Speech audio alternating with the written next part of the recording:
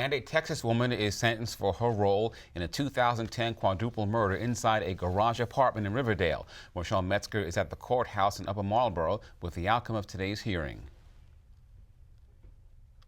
The defendant, 22-year-old Takesha Gilmer, was just a teenager when she met her boyfriend, 47-year-old Daryl Ballard.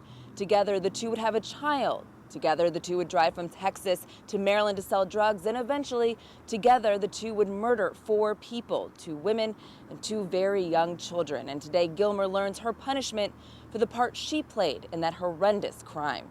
Today, Takesha Gilmer learned she will likely never again walk the streets a free woman after pleading guilty to 4 counts of murder in the execution-style slayings of Wasidi Sakala, Dawn Brooks, and her 2 children. Ms. Gilmer was given a life sentence in exchange for her testimony in this case, and it is in fact a life sentence, and the only way that she would in fact be able to get out is if the governor were to commute her sentence. Gilmer cooperated with prosecutors testifying at Ballard's trial in exchange for a lighter sentence. On the stand, she said the two traveled to Prince George's County from Texas in August 2010 with 60 pounds of marijuana, which they intended to sell, and stored at Brooks's house in Riverdale. Someone stole the drugs, and Gilmer says Ballard believed the women were involved, so he shot them along with the kids. Gilmer admits that she blocked the door so they couldn't escape and then helped clean up the crime. The young mother sobbed as she spoke this morning. One of the things she did say was that she writes to the family every year, she said, and she was very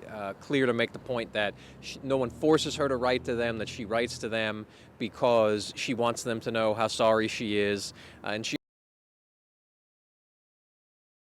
for her role in these terrible crimes, but she's still going to continue to write to them because she really does want them to know that she's sincere and hopes that one day they'll be able to forgive her. We're pleased with the sentence in this case, and I know that certainly the family members are, and they're happy to close this chapter in their lives and be able to now begin that healing process.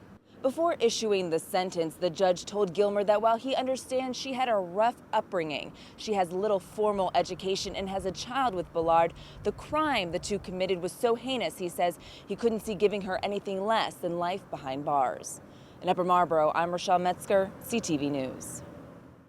Daryl Ballard was convicted of the murders and related weapons charges earlier this year. In June, he was sentenced to 4 life terms without parole, 3 life sentences plus 80 years all to run consecutively.